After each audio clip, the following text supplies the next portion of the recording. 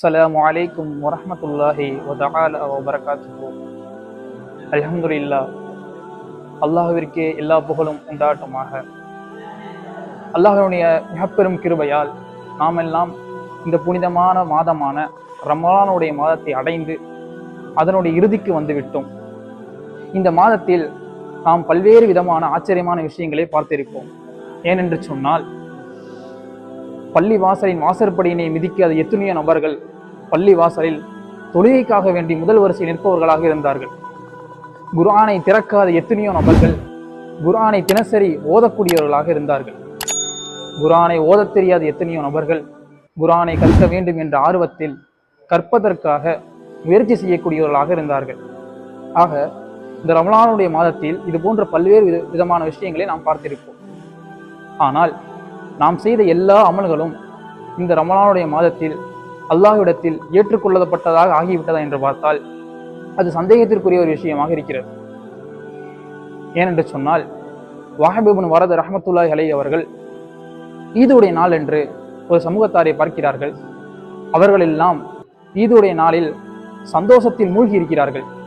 அப்போது வாஹிப் இப்னு வரத் ரஹ்மத்துல்லாஹி அவர்கள் சொன்னார்கள், இவர்கள் எல்லாம் இந்த ரமலானுடைய மாதத்தில் செய்த எல்லா அமல்களும் அல்லாஹ்விடத்தில் ஏற்றுக்கொள்ளப்பட்டதாக ஆகியிருந்தால் இப்பொழுது இவர்கள் அல்லாஹ்விடத்தில் சுக்குர் செய்யக்கூடிய, அதாவது நன்றி செலுத்தக்கூடியவர்களாக இருக்க வேண்டும். அவ்வாறு இந்த ரமலானுடைய மாதத்தில் இவர்கள் செய்த எல்லா அமல்களும் ஏற்றுக்கொள்ளப்படாததாக ஆகியிருந்தால் அல்லாஹ்விடத்தில் கெஞ்சி கதறக்கூடியவர்களாக இருக்க வேண்டும். இந்த இரண்டு விஷயங்களையும் இவர்கள் ஈடுபடாமல் வேறொரு விஷயத்தில் இவர்கள் ஈடுபட்டு கொண்டிருக்கிறார்கள் என்று வாஹிப் இப்னு வரத் ரஹ்மத்துல்லாஹி அவர்கள் கூறினார்கள். ஆக நாம் எல்லாம் கவலைப்பட வேண்டும். இந்த ரமலானுடைய மாதம் என்பது இன்றுடன் நம்மை விட்டு செல்ல இருக்கின்றது. உமர் ரலியல்லாஹு அவருடைய ஆட்சி காலத்தில் ஈதுடைய நாள் என்று சஹாபாக்கள் அனைவரும் உமர் ரலியல்லாஹு அவர்களை சந்திப்பதற்காக அவருடைய வீட்டிற்கு வருகிறார்கள். அப்போது உமர் ரலியல்லாஹு அவர்கள் அழுது கொண்ட நிலைமையில் கதவை திறக்கிறார்கள். அப்போது சஹாபாக்கள் அனைவரும் கேட்டார்கள், யா உமர், இன்று ஈதுடைய நாள், மக்கள் அனைவரும் சந்தோஷத்தில் மூழ்கி இருக்கும் பொழுது நீர் மட்டும் அழுது கொண்டிருந்தீரே என்று கேட்டதற்கு உமர் ரலியல்லாஹு அவர்கள் சஹாபாக்களை பார்த்து சொன்னார்கள், நீங்கள் எல்லாம் இந்த ரமலானுடைய மாதம் சிறப்பாக கடந்து விட்டது என்று நினைத்து சந்தோஷப்பட்டு கொண்டிருக்கிறீர்கள்.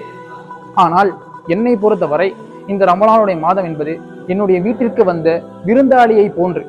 அந்த விருந்தாளியை நான் சரியாக கண்ணியப்படுத்தினேனா இல்லை என்று தெரியவில்லை.